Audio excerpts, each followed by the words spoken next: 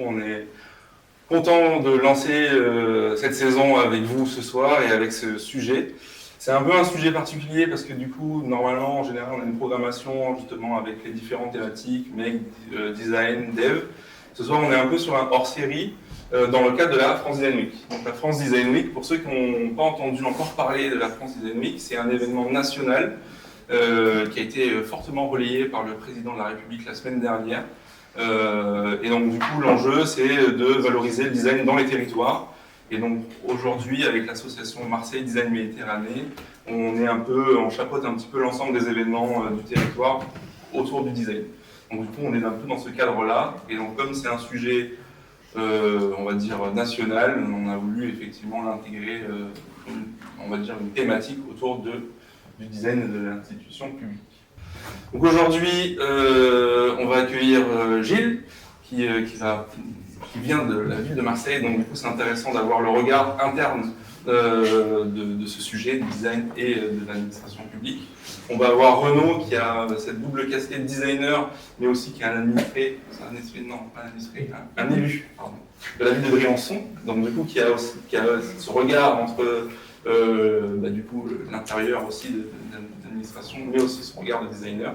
Et on a du coup Arnaud qui, lui, avec son agence Itinératrice, nous apporter plus le regard du design autour de ce sujet-là, parce que c'est des sujets qu'ils abordent au quotidien dans leur vie. Bonsoir à toutes et à tous. Donc, je suis Gilles Delalloy. J'ai 49 ans. Je glisse sereinement sur les 50 là.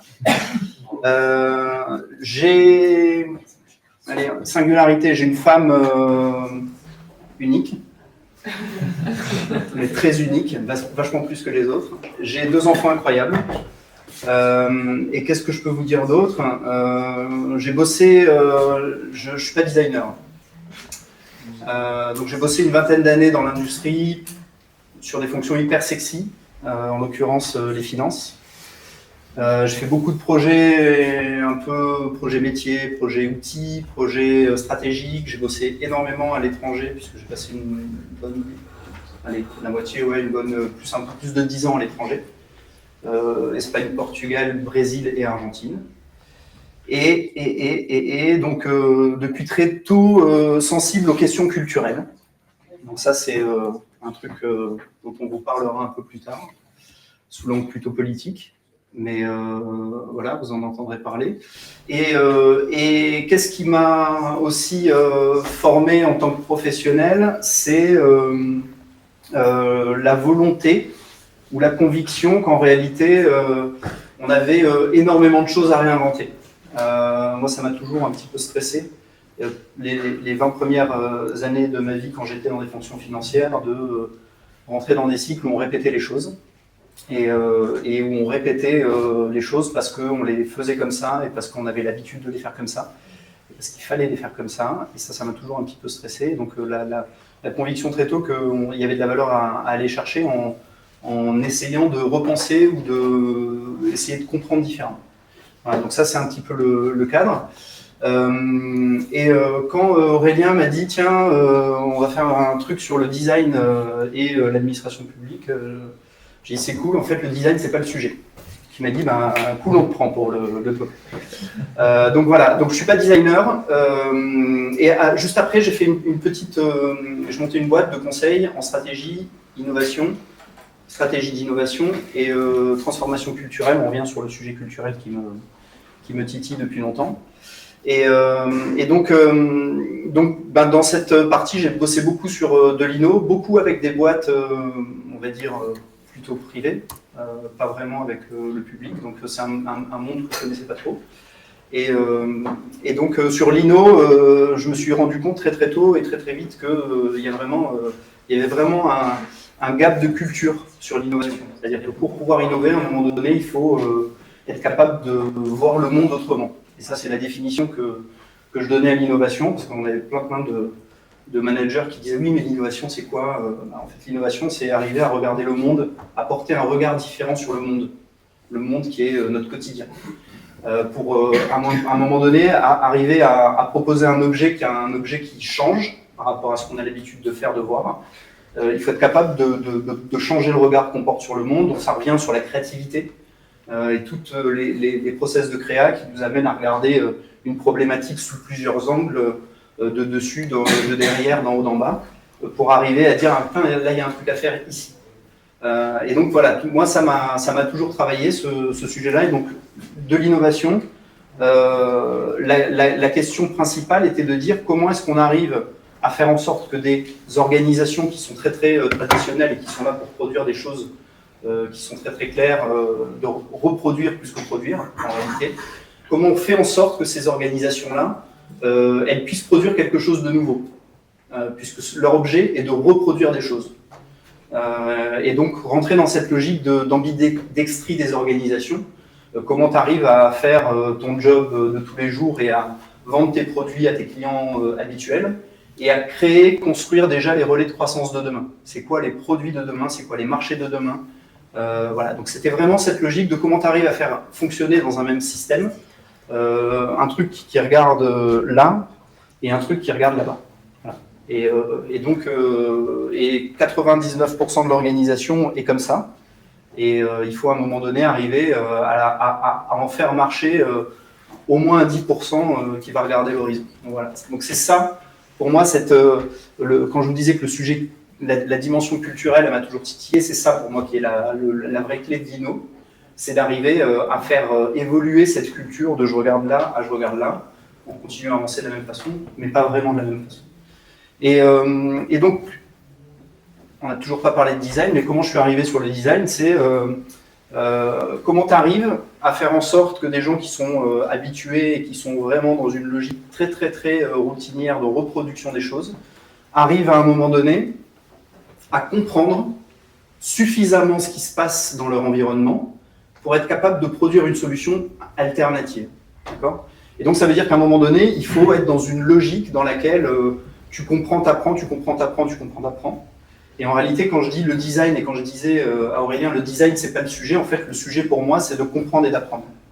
Et donc de regarder le monde, pas pour essayer de voir comment je peux reproduire ce que je fais, mais de regarder le monde pour essayer de dire quelles sont les aspérités, les interstices que finalement le quotidien, la réalité me propose, m'offre, pour que je puisse un petit peu m'engouffrer là-dedans et proposer quelque chose de différent. Voilà. C'est vraiment ça le sujet. Et quand j'ai commencé à bosser avec des designers sur des projets d'Inno, je me disais, putain, ces mecs-là, ils ont quand même ils ont le regard qui manque à l'organisation. Ils ont la façon de regarder le monde que 99% des gens n'ont pas. Voilà. Donc voilà, pour moi, le design, il fait la différence ici, et les designers, ils font la différence ici. Et après, on est dans un monde d'incompris et de collectif. Hein, tu vois, le designer, c'est un collectif fort quand même. Hein. Les designers, ils sont vachement... une grosse cohésion entre designers. On parle beaucoup de design quand on est designer. Le design va sauver le monde. Voilà, le design va sauver votre organisation. Voilà. Et donc, on aime bien, quand on est designer, parler de design et de dire que le monde, en fait, va s'améliorer grâce au design. Et en réalité, je pense que c'est une erreur. Le monde va s'améliorer parce qu'on le comprend de mieux en mieux et on apprend à chaque fois qu'on avance et qu'on fait un pas de plus. Donc, voilà. Donc, en fait, vous êtes presque, je dis vous, hein, pour vous provoquer un peu, mais vous êtes presque dans la vérité, mais en fait, vous êtes à côté de la plaque. Mais c'est des tendances assez générales. Hein. Les coachs, ils sont convaincus que les coachs vont sauver les individus ou la planète ou le monde. Et quand on regarde et on parle, parce que dans toutes les boîtes et dans toutes les organisations, qu'elles soient publiques ou privées, on parle de transformation, parce que c'est le sujet depuis un moment. Et on regarde les articles et c'est le DRH et le pilote de la transformation de l'entreprise, le marketing est le pilote de la transformation de l'entreprise, l'innovation va sauver l'entreprise et va l'aider à se transformer. En réalité, tout ça, ça se fait de façon collective. Et je trouve que c'est le deuxième avantage du designer, c'est qu'il n'a pas un regard individualiste sur le monde, mais à un moment donné, quand tu regardes et tu essaies de comprendre des usages, tu essaies de comprendre des publics, des populations, tu essaies de d'identifier des patterns. Et en réalité, cette logique et cette préoccupation, cette obsession qu'est le designer d'essayer de dire, tiens, si je dois comprendre tout ça, comment je le casse en petits morceaux pour me dire que en fait, ça a une réalité, un contexte d'usage, et ça en a une autre. Et donc, en fait, il y a peut-être une solution qui va pour ça, et il y a peut-être une autre solution qui va pour ça. Et la façon de regarder, cette façon-là de regarder le monde, d'essayer d'apprendre pour mieux le comprendre, et c'est essayer de se dire comment je peux le casser en petits morceaux pour qu'à un moment donné, ça ait du sens, et ça ait vraiment... voilà, ça c'est un tout homogène, et là je peux trouver des solutions pour ce tout homogène-là. Et de ne pas se dire ces solutions-là, elles sont valables pour tout le monde, je trouve que c'est un des grands avantages du design des designers et de faire entrer le design dans l'organisation. Donc, maintenant, comment on ramène ça à l'administration? Moi, je ne connais pas vraiment l'administration, hein, ça fait un petit peu moins de 6 mois, je pense que j'ai débuté et j'ai fait mes premiers pas dans l'administration. Comment ça, 5 minutes? Et donc, ce que j'en sais en réalité, moi je suis arrivé dans l'administration en me disant bah, l'administration c'est cool, c'est une organisation comme une autre. Et j'aurais dû le voir, hein, mais parce que j'adore les questions culturelles, les différences culturelles, en fait non. C'est pas vraiment une organisation comme une autre. Et il y a notamment une différence qui est de taille dans cette culture-là et dans cet écart culturel, c'est le politique. Et oui, ces mecs-là. Donc voilà, donc c'est ça qui fait que en fait, cette réalité n'est pas la même que dans une organisation publique, enfin privée, on va dire. Et donc ça, c'est une contrainte de plus, donc forcément une opportunité d'être créatif. De plus. Et donc, voilà, moi, quand je suis arrivé, en l'occurrence à la ville de Marseille, pour prendre et pour piloter et copiloter avec Camille, ici présente, un objet qui s'appelle le LAB, le Laboratoire d'Inno et Transfo, en réalité, qui est un objet qui n'existait pas, donc c'est nous qui l'avons fait avec Camille exister. Et quand j'ai pris cet objet-là, je me suis dit, c'est cool, comme j'ai fait pas mal, on a une bonne boîte à outils sur l'INO, sur les transports culturels et tout, ça va aller tout seul. Et en réalité, il y a cette dimension politique dont il faut tenir compte et qui est vraiment pas neutre et négligeable. Mais il y en a d'autres qui en parleront probablement mieux que moi. Et donc la question, c'est de dire comment est-ce qu'on arrive dans une administration. Je vais vous parler de Marseille parce que c'est... 5 minutes, hein, c'est ça. Donc, je vais vous parler de Marseille parce que voilà, c'est un contexte un peu particulier, donc c'est pas forcément extrapolable à d'autres environnements d'administration publique, d'administration publique territoriale. Mais c'est une ville qui a vécu pendant 25 ans avec une logique politique, managériale, une certaine organisation, une certaine façon de faire de la politique, et avec une nouvelle direction, un nouveau mandat politique avec une autre façon, une autre vision de comment on fait de la politique et à quoi, au service de quoi on met finalement une administration publique. Donc c'est une administration de 12-15 000 personnes, ça dépend si on regarde avec les marins de pompiers, sans les marins de pompiers, avec ceci, avec cela, voilà. Mais on a entre 12 et 15 000 personnes qui bossent là-dedans. Et donc la question c'est comment on vient de 25 années d'une certaine logique et comment on l'amène sur une autre logique. Sans juger celle d'avant et sans juger celle d'après. Mais en se disant comment on fait évoluer finalement ces pratiques-là. Et c'est là qu'on se dit pourquoi il manque des designers dans des organisations comme ça? Parce qu'il manque cette objectivité quand on regarde le monde, d'essayer de dire comment est-ce que qu'est-ce que je dois apprendre pour mieux le comprendre. Et donc comment est-ce que j'évite de reproduire les choses et comment j'essaie, à chaque fois que je regarde un sujet, un nouveau sujet ou un sujet qui n'est pas nouveau du tout, comment est-ce que je me pose la question de qu'est-ce que j'ai pas suffisamment appris, qu'est-ce que je dois apprendre pour mieux comprendre. Et quand j'ai mieux compris, de façon objective et que j'ai concassé un petit peu les publics auxquels je m'adresse, qui sont finalement des Marseillais et des Marseillaises de tous âges, comment est-ce que quand je regarde ce public-là, quand je regarde les politiques publiques sur lesquelles j'interviens, qu'est-ce que j'ai besoin d'apprendre pour mieux comprendre et du coup, qu'est-ce que ça me donne comme opportunité, qu'est-ce que ça m'ouvre comme opportunité pour pouvoir proposer des solutions qui ont un vrai impact. Voilà. Et donc, pourquoi il nous manque des designers? Parce que aujourd'hui, ce que je disais tout à l'heure à Arnaud, c'est qu'on n'a pas un designer à la ville de Marseille. Je dirais, c'est con quand même, hein, 15 000 personnes, même par hasard, on a réussi à en trouver un. Donc voilà, donc notre objectif avec Camille, ça va être de dire comment est-ce qu'on arrive, quelles opportunités on a de faire rentrer dans l'organisation des designers pour que justement on puisse commencer à amener dans toutes les directions de la ville ce regard un peu plus objectif, ce regard un peu plus tourné sur, un peu plus empathique, un peu plus tourné sur les gens, sur les habitants, sur leurs usages, sur leur contexte d'usage, sur l'endroit où ils vivent, l'endroit où ils vont à l'école, sur l'endroit sur la façon dont ils se déplacent, sur la façon dont ils vivent la ville quand ils ont fini de bosser, parce qu'il n'y a pas que ça dans la vie, comment on vit la ville et comment on profite de la ville.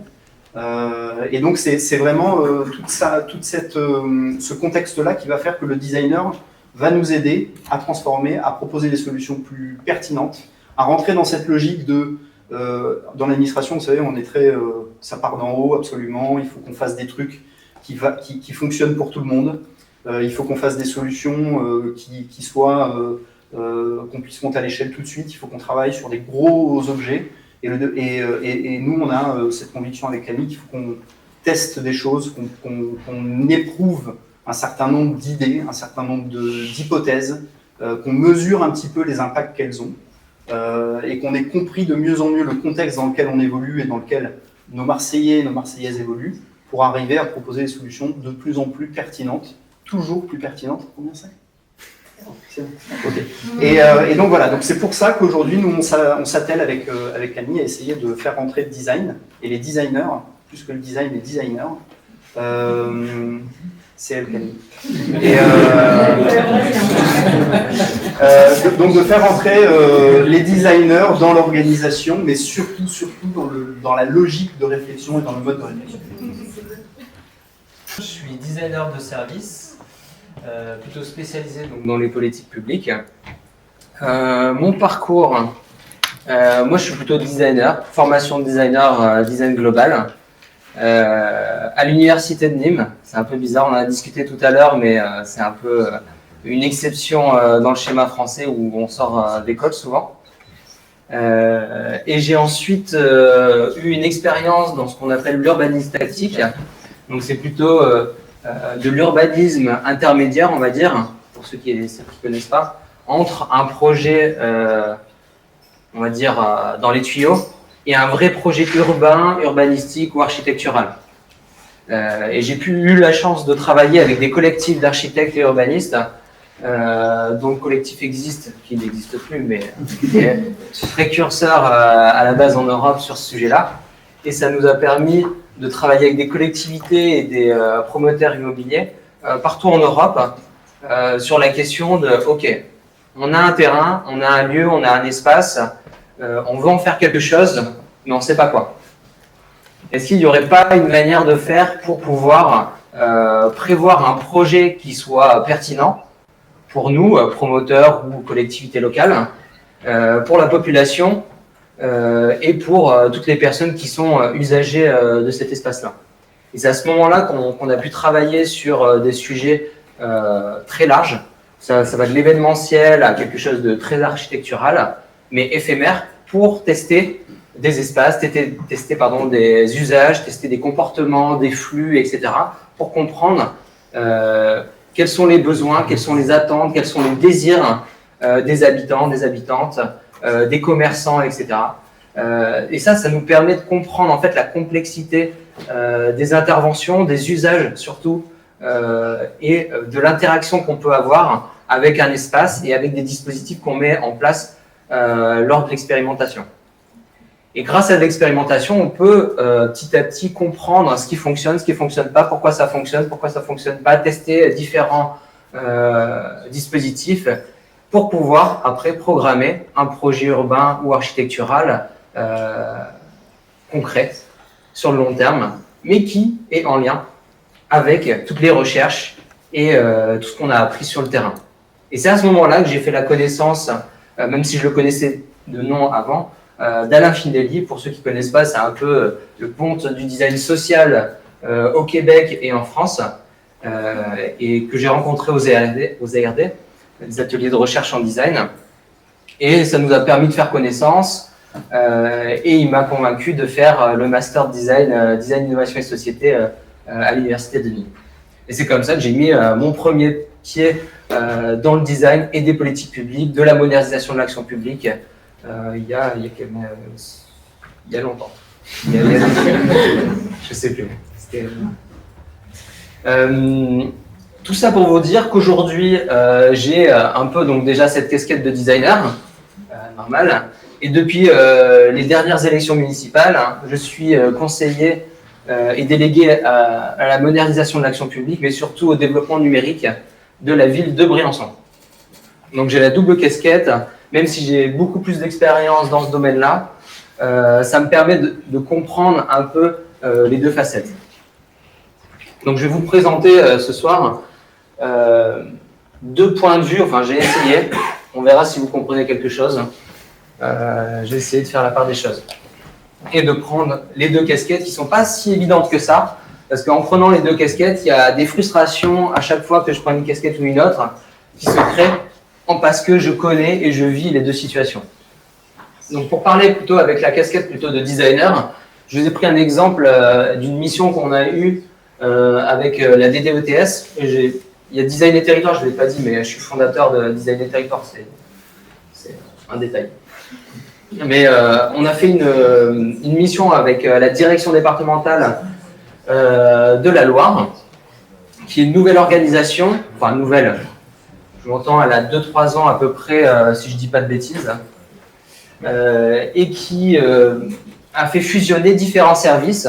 Il faut savoir que dans les collectivités locales, bon, je ne l'apprends pas pour certaines personnes, mais c'est quand même compliqué de faire fusionner des services qui ne se connaissent pas, même en interne, en termes d'administration publique. Différentes structures publiques n'ont pas la même manière de fonctionner, n'ont pas les mêmes décisionnaires et le même management. Donc déjà ça c'était une complexité, et la demande, la mission qu'on nous a faite, c'était de les accompagner, de les former sur comment dire, de l'accompagnement au changement en interne, mais en même temps sur de nouvelles pratiques, comme on le disait Gilles juste avant, d'essayer d'avoir une autre manière de regarder le monde, et plus d'être comme ça, mais essayer de regarder devant eux, ce qui n'est pas simple, on va le voir ensuite. Donc pour ce faire, on a fait ce qu'on appelle de la formation-action, on leur a proposé ça, à travers le projet SPI, donc de service public de l'insertion et de l'emploi. Donc c'est un nouveau projet à l'échelle de l'État, à l'échelle du pays, qui essaie de faire en sorte que d'un point de vue social, au niveau de l'insertion, de l'emploi et de toutes les situations problématiques complexes sociales qu'on peut rencontrer en tant que citoyen, il n'y ait plus qu'un endroit, plus qu'une manière d'aller chercher de l'information et de simplifier le parcours utilisateur. Et ils appellent ça le parcours usager sans couture. C'est un peu à la mode en ce moment. Voilà. Donc on est parti sur ce sujet-là pour essayer justement de les former et de leur faire comprendre qu'est-ce que ça veut dire de faire du design. Donc on les a initiés à la pratique du design, à la pratique aussi des sciences comportementales et toutes les pratiques d'innovation par les usages. Ça nous a permis déjà de mettre un pied dedans. Et ensuite, à travers ce projet de SPI, on a essayé de leur faire comprendre qu'est-ce que ça veut dire de se mettre à la place de l'usager, qu'est-ce que ça veut dire de penser autrement, parce que la place surtout de la DDETS, ce sont des gestionnaires de services publics, et le gestionnaire, il faut savoir qu'il a un certain niveau hiérarchique dans l'administration publique. Il y a les gestionnaires, il y a les opérateurs de terrain, il y a les associations, etc., etc. Donc il y a toute une strate, le millefeuille français qui est bien représenté, et c'est à ce moment-là qu'on a connu quelques complexités, parce qu'on a essayé de leur faire comprendre que dans la formation action, ça aurait été intéressant d'avoir des opérateurs de terrain pour comprendre la réalité du terrain et d'avoir tous les points de vue autour de la table. Même si c'était une formation initialement pour les équipes de la DDETS, dans la formation action, ça aurait été intéressant d'avoir quelques acteurs extérieurs à la DDETS. Donc ça ne s'est pas fait, pour plein de raisons différentes. Et donc on a quand même essayé de travailler avec eux et de leur faire comprendre la complémentarité et la pertinence que ça a de travailler bien évidemment entre eux, parce que ça déjà ils ne le font pas, Ils sont tous spécialistes d'un domaine. Il y en a un qui est spécialiste du logement, il y en a un autre qui est spécialiste de la santé, un autre de la mobilité, etc., etc.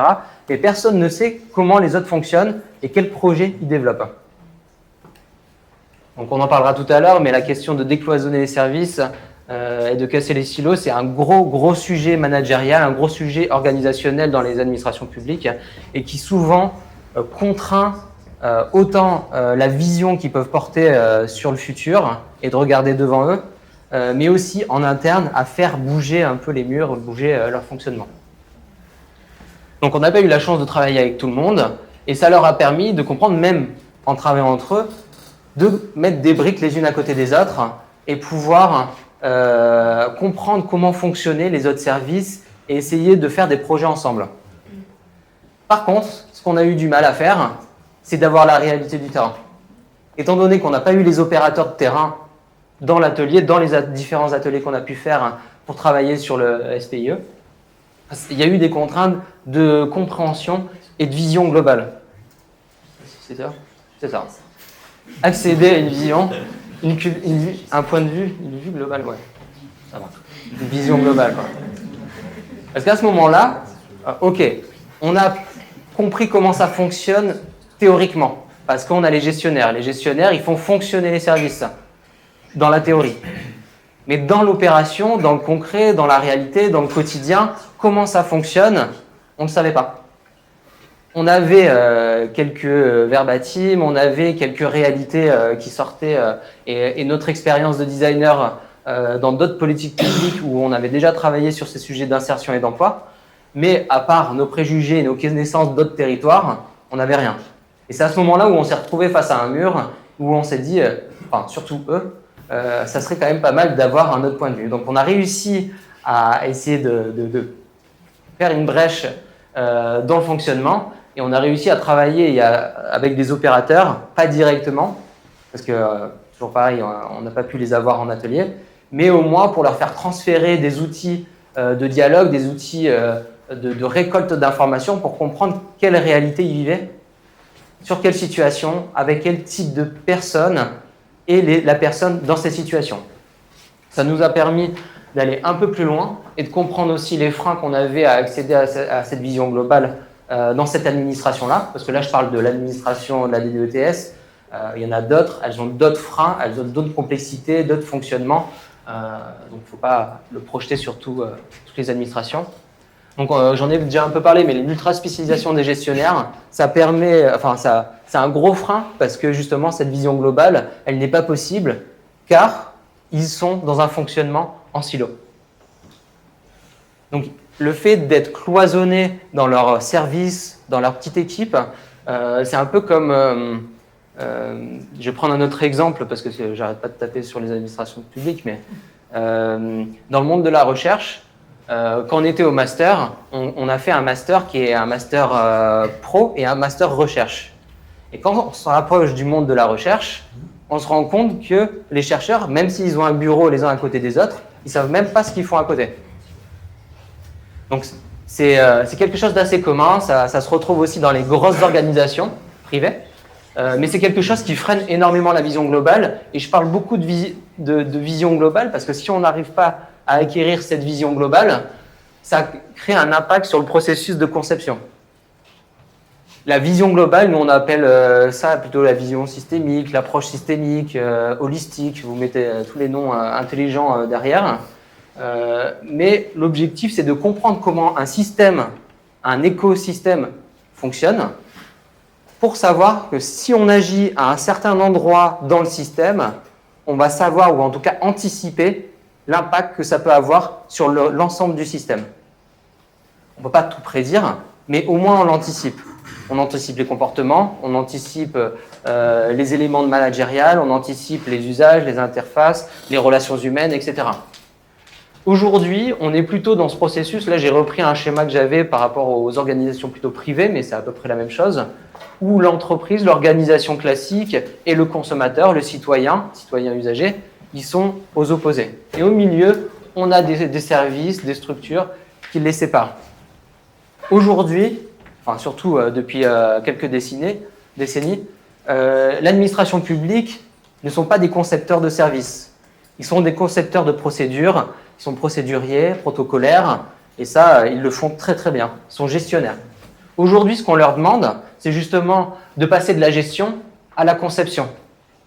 Et là, on a d'un coup un changement de paradigme qui se fait. Et pour passer de l'un à l'autre, il faut rapprocher l'un et l'autre. Et remettre l'usager au centre de la démarche, même si c'est un peu un élément un peu un mot valise, un mot bullshit aujourd'hui parce que tout le monde le dit. Mais c'est la réalité au milieu de la réflexion, du processus de conception, de réflexion. Après, il faut nuancer les choses. C'est pas tout le temps, à tout moment, surtout. Et ça, on fait souvent l'erreur d'essayer de mettre l'usager, les citoyens sur toutes les décisions, que ça soit financière, sur un projet, etc. Non. Il y a des moments où il faut distribuer la parole. J'en parlerai peut-être tout à l'heure avec la casquette d'élu. Un élu, par exemple, un maire, c'est lui qui est responsable des projets et des choses qu'il met en place sur le territoire. Si demain, il perd ce côté décisionnaire, il sera quand même responsable de ce qui se passe sur son territoire, dans sa collectivité. Donc, on ne peut pas faire n'importe quoi. Il faut distribuer la parole à des moments stratégiques et pertinents. Et c'est pour ça que souvent, je parle de changement de posture, parce que c'est bien beau de parler de méthode, même si je déteste ce mot-là. Design thinking, design de service, il y a la méthode. Mais c'est plutôt une question, pour moi, de posture. Il y a la posture, souvent quand je travaille avec des consultants, je leur dis la même chose. Il y a une question de posture, de culture, où le designer a une certaine posture qui se différencie des autres. Ça ne veut pas dire qu'elle est meilleure que les autres, ça veut dire qu'elle est juste différente. On a un regard différent, on porte un regard différent sur les choses, mais un regard complémentaire avec les gens avec qui on travaille. Donc là, je vous ai mis un schéma juste pour faire comprendre qu'il faut accepter et conscientiser chaque prisme. Bon là, j'en ai mis que 2, il y en a beaucoup plus, entre l'expérience du citoyen et le prisme de l'administration publique. Aujourd'hui, l'administration publique, elle a conçu ses services normal, comme ça. Ça, puis ça, puis ça. Le service, l'expérience du service, elle est mise à la fin. Donc en fait, ici, on est impacté en tant que citoyen par le poids et la complexité de l'action publique et du langage de l'administration publique, qui est quand même assez complexe. Aujourd'hui, il y a des acronymes dans tous les sens. On va à un accueil, souvent, on comprend la moitié de ce qu'on nous dit. Donc, il faut concevoir pour l'usager, citoyen, puis orchestrer l'administration. Parce que bien évidemment, on ne met pas de côté l'administration. C'est simplement qu'on n'est pas là pour l'administration, enfin de concevoir un service public pour l'administration publique. On est là pour concevoir un service public pour le citoyen qui est géré par une administration publique. Donc, on le prend en compte, mais pas au même moment et pas de la même manière. Et ça fait que là, directement, on change complètement notre manière de fonctionner et on priorise différemment notre manière de travailler. Bon, là, j'ai remis des schémas, ça se voit pas très bien, que j'avais réalisé rapidement pour la DDETS pour leur faire comprendre, en gros, vers quoi ça serait intéressant de tendre. Là, c'est des schémas très simples, hein. On va pas dans la complexité. On a ici un bénéficiaire, un usager bénéficiaire d'un service public. Aujourd'hui, j'ai caricature, hein, on est dans ce schéma-là. On doit comprendre le langage, le fonctionnement de toutes les structures publiques pour pouvoir accéder à une information, à savoir qui peut m'aider dans telle ou telle situation. Bon, ok. Et de l'autre côté, on a plutôt quelque chose où on interface, où on simplifie, on enlève toutes les fioritures et langages complexes, etc., qui, en fait, on s'en fout en tant que citoyen, on n'a pas envie de savoir, on veut simplement avoir une information, avoir une réponse à nos questions et accéder à un service. Et là, il y a la même chose sur l'usager gestionnaire, je vais passer rapidement, qui lui aussi est un peu, dans une situation un peu complexe de travail en silo à différents niveaux et que ça serait intéressant de le penser autrement sur toutes les échelles concernées. On passe, ça c'est ce dont je viens de parler.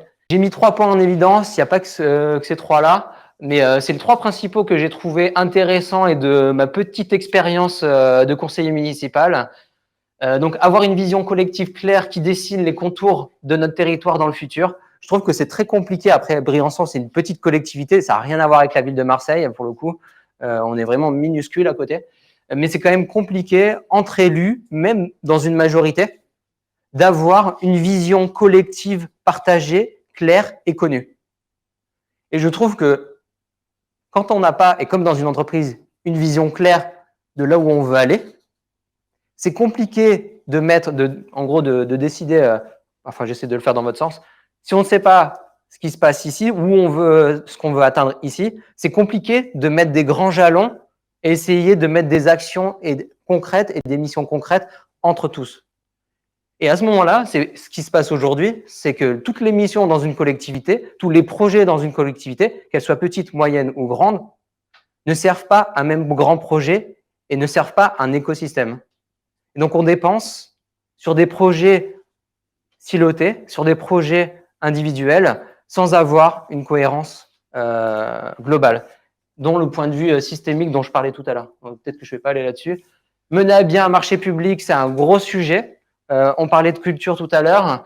Pour le coup, ici, le marché public, quand on est designer, c'est une souffrance, mais réellement. Répondre à un marché public, c'est compliqué, c'est visuellement dur. On a les yeux qui saignent.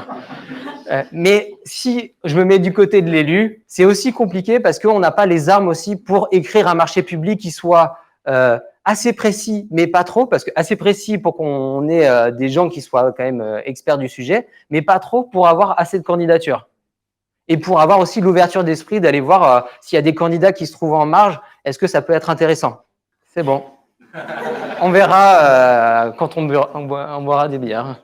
Donc moi, je vais vous présenter, moi je découvre aussi les présentations de Renaud et de Gilles, et j'espère qu'on va être complémentaires dans ce qu'on raconte, mais j'ai l'impression que oui.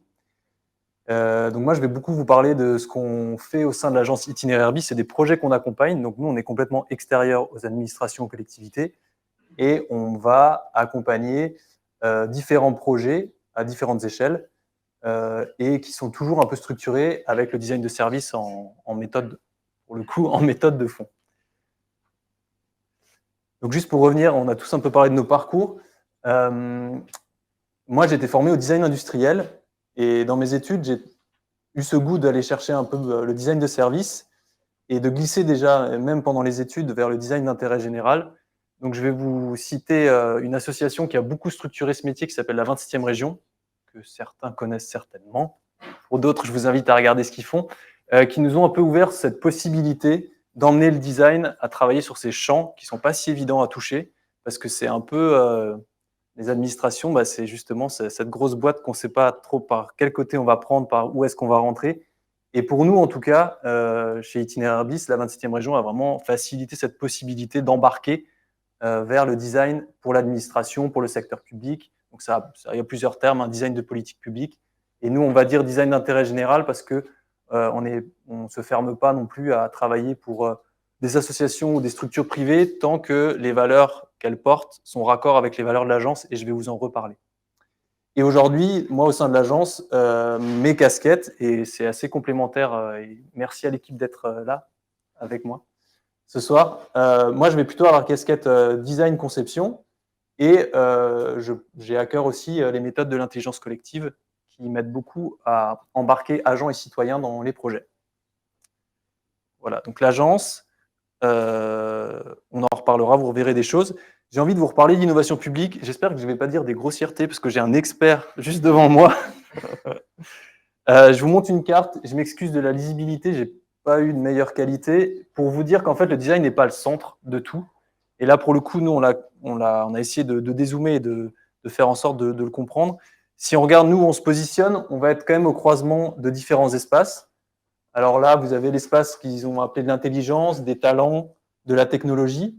Vous retrouvez beaucoup de choses autour des data, de l'intelligence collective, plutôt l'innovation managériale par ici, des choses qui vont être beaucoup aussi autour des makers et d'autres disciplines comme par exemple la prospective, la data visualisation, il y en a plein. Il faudrait que vous puissiez regarder tout en détail.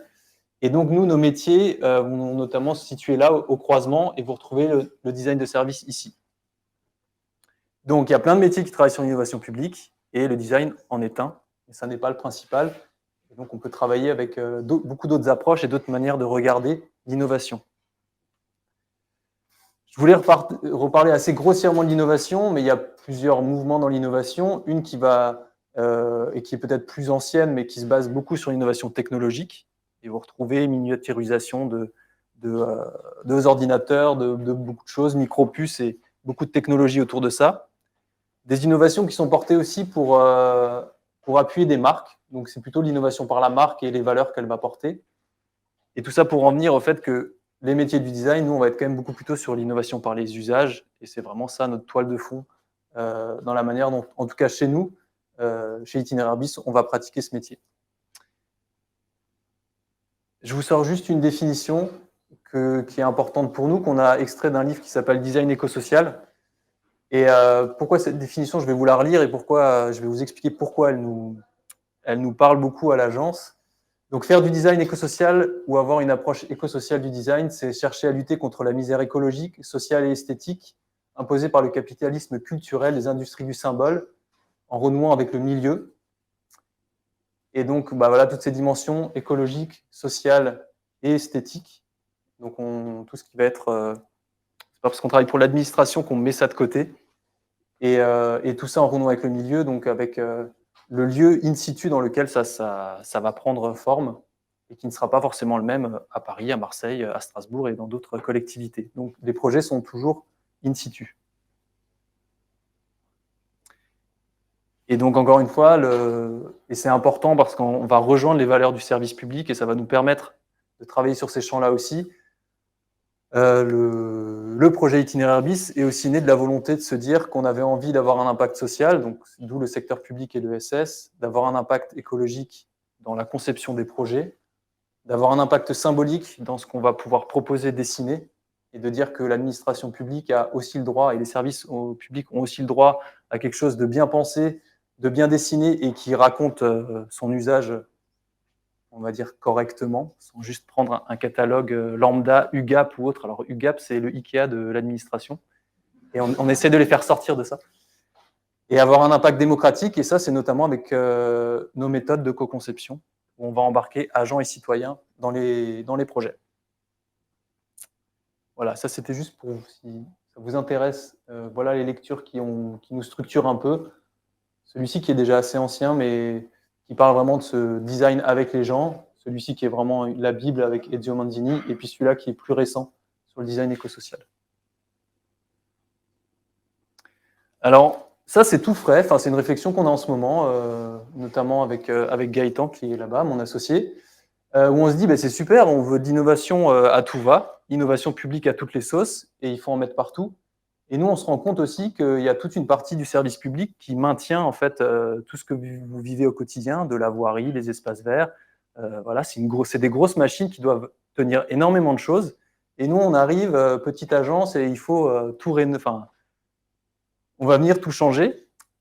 Et nous, on est assez convaincus que l'innovation et la maintenance, ça ne s'oppose pas forcément. Et je vais justement vous raconter de comment nous, maintenant, on aborde ce sujet d'innovation, qui est peut-être un peu différent de ce qu'on peut trouver dans l'acception première de ce terme-là.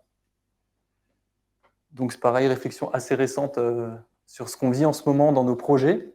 Donc cette injonction à l'innovation publique, qui rencontre en fait des systèmes qui sont très en tension et très contraints, et on le voit de plus en plus pour accompagner des régions, des départements, avec des injonctions à travailler autrement, à être plus agile, à être flex-office, télétravail, enfin énormément d'injonctions à faire autrement pour améliorer les processus en interne et in fine les services au public aussi.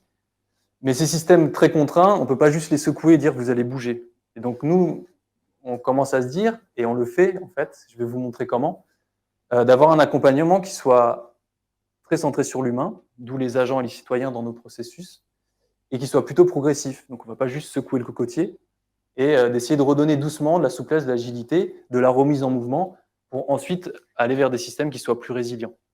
De dire que demain, quand on va avoir d'autres crises ou d'autres choses qui vont bouger, comme le Covid et le télétravail qui a beaucoup secoué l'administration publique, le numérique qui le secoue aussi, et comment on arrive à pas juste, on va dire, se faire un blocage au dos, et plutôt d'essayer de doucement retrouver du mouvement et d'être résilient. Donc, je vais faire le parallèle avec le corps. Donc voilà, est-ce que c'est ça qu'il faut faire aux agents? Moi, personnellement, je n'y arrive pas. Et je serais plutôt comme ça, à se dire, avant de commencer un projet, on va déjà s'échauffer et on va doucement vous acculturer à nos méthodes et vous emmener vers cette agilité, mais plus en douceur. Voilà.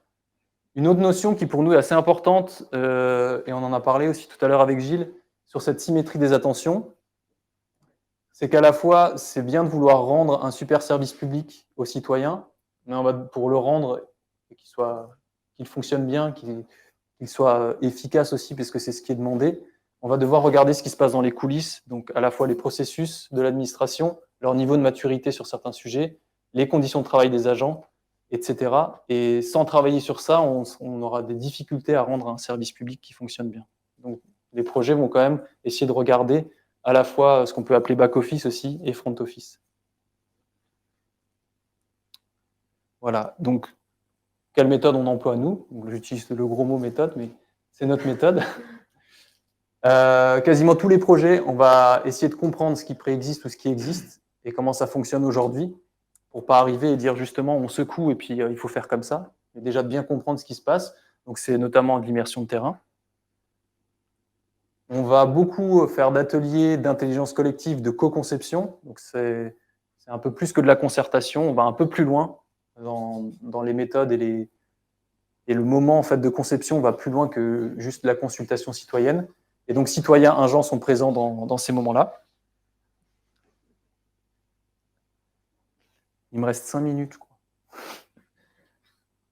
On reste designer, donc on va essayer d'avoir le visuel, l'image, comme vraiment un outil de médiation pour que ça puisse faciliter les échanges au sein de nos ateliers. C'est très présent. Designer toujours en essayant au maximum de maqueter à l'échelle pour faire la preuve que ça peut fonctionner et qu'on peut aller plus loin. Avoir des phases de test avant de déployer des gros budgets énormes et donc de se dire une phase test, ça peut être 6 mois, ça peut être 8 mois. Ça nous permet de tester les choses, usage, posture d'accueil, avant de justement tout rénover. Et donc voilà, les deux vont ensemble. Hein. Ça peut être à la fois signalétique, mobilier, et puis là on est sur des nouveaux outils pour l'agent et des nouvelles postures d'accueil. Et ça se teste à l'échelle et puis après ça se met en place. Et puis après, je vous ai parlé d'esthétique et de symbolique. Nous, on a à cœur de se dire, mais en fait, on peut aussi aller plus loin sur l'évocation de ces lieux et qu'est-ce qu'ils vont raconter aux citoyens, quelles sont les formes qu'on va donner et pas juste prendre du mobilier Ikea, du Gap, et de se dire qu'il y a une importance aussi à dessiner les choses jusqu'au bout et à les emmener vraiment, les faire sortir des cartons. Donc là, c'est un office de tourisme qu'on a dessiné avec toute la phase co-conception jusqu'à l'existence du lieu qui aujourd'hui est ouvert et qui, a priori, fonctionne assez bien puisqu'elle a été conçue avec les agents aussi. On est très content de se dire que maintenant ça existe et que les citoyens rentrent dans ce lieu. Alors, des exemples de projets. Par exemple, un gros projet de déménagement pour une centaine d'agents pour Mulhouse-Alsace Agglomération qui embarque dans un nouveau lieu qui est complètement excentré, qui est un ancien siège de banque, donc déjà un bâtiment qui est assez contraint dans ce qu'il est aujourd'hui. Et ce projet-là, j'ai juste envie de faire le parallèle avec ce que je vous disais avant. Le plus important, ça n'a pas forcément été de dessiner les espaces, c'était d'aller doucement dans une forme d'acculturation. 5 minutes, c'est parfait. C'est-à-dire qu'au départ, on a des agents qui vont être complètement braqués et qui nous disent non, moi je veux mon bureau individuel et c'est comme ça. Ok, super, donc nous on est censé faire un nouveau lieu plus agile, tout ce que vous voulez, innovant. Il faut faire un innovant, ça c'est ce que le client demande. Et tout le monde veut son bureau individuel. Et ça, c'est le premier atelier. Et puis après, on revient une deuxième fois. On propose des scénarios. On va justement essayer de leur faire comprendre et apprendre qu'on peut peut-être travailler autrement. Et puis, on fait un troisième atelier. Donc ça, c'est chaque mois, on revient. Et au quatrième atelier, les gens qui étaient parmi les plus réticents, c'est ceux qui poussaient aussi le scénario le plus extrême dans ce qu'on proposait. Donc encore une fois, pour revenir sur cette idée qu'on ne va pas tout de suite tout secouer, mais qu'on va être dans cette forme d'accompagnement, d'acculturation, et puis de montrer qu'est-ce qui est possible pour ensuite les emmener plus loin. Et j'ai l'impression que là, ce n'est pas tant le design de service ou le design d'espace le plus important, ça a été ces ateliers-là pour que ce projet existe et qu'il ne soit pas freiné par des réticences ou des peurs. Un autre projet un peu différent, on travaille en ce moment sur des médiathèques. Encore une fois, sur un projet où on se dit, bah tiens, la médiathèque, aujourd'hui, il n'y a presque plus personne qui va dans ces lieux, ou peu. Et on aimerait bien se dire, bah, les usages aujourd'hui, est-ce que c'est toujours de louer des CD? A priori, un peu moins, parce que vous avez tous Spotify sur vos téléphones. Donc, qu'est-ce qu'on va faire dans ces lieux et comment on va les rendre plus attractifs aussi pour des gens qui sont éloignés de ces lieux de culture? Donc, on va proposer une phase test, comme je vous l'ai expliqué tout à l'heure, des moments d'atelier et des plans où on va représenter ce qu'on pourrait avoir comme programmation demain. Et ce projet-là, si je vous le montre, ce n'est pas vraiment pour vous parler de médiathèque. Donc là, vous avez toute la phase où on teste des nouveaux mobiliers, une nouvelle disposition d'espace. Mais ce projet-là, là où il a vraiment bloqué, c'était la réticence des agents à voir leur médiathèque qui bouge complètement, alors que ça fait 15 ans que c'est toujours la même. Et notre gros frein dans le projet, ce n'était pas de savoir faire des plans, du mobilier, du maquettage, c'était simplement d'avoir des agents qui freinaient, mais vraiment les 2 pieds comme ça, et qui ne bougeaient pas. Et donc, tout cet accompagnement, presque je dirais en douceur, des agents et pourquoi pas des élus dans certains projets, et d'embarquer plus largement tout le facteur humain, bah, c'est ce qui permet d'aller plus loin dans un projet et de le voir exister. Donc celui-ci, aujourd'hui, on se demande si demain, je vous ai montré un office de tourisme où ça a très très bien marché, celui-ci, si les agents continuent à freiner, peut-être que ce ne sera pas tout à fait rénové comme on l'imaginait. Et après d'autres projets, on va être aussi plus multi-points de contact. Donc par exemple, celui-ci, on a travaillé sur des centres socio-connectés, pas mal de design d'espace, mais aussi plein de petits éléments à tester, une nouvelle signalétique, une carte d'adhérent et des outils numériques pour faciliter l'accès de ces lieux-là. Donc on peut aller sur aussi c'est du jargon de design, je ne sais pas si vous êtes familier avec ça, mais dans le design de service, on a des points de contact. Et les points de contact, c'est ce qui est visible pour les citoyens usagers. Et donc ça peut être un espace, une signalétique, du service numérique, etc. Je vais un peu plus vite là-dessus. Et un dernier projet, je ne sais pas combien de temps il me reste, 2 minutes.